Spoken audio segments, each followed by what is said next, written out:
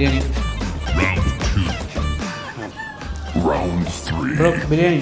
எவ்வளோ டைம்டா கேட்ப? இன்னைக்கு புதன்கிழமைடா. அதுக்கு என்ன? கொஞ்சம் பின்னாடி பாரு.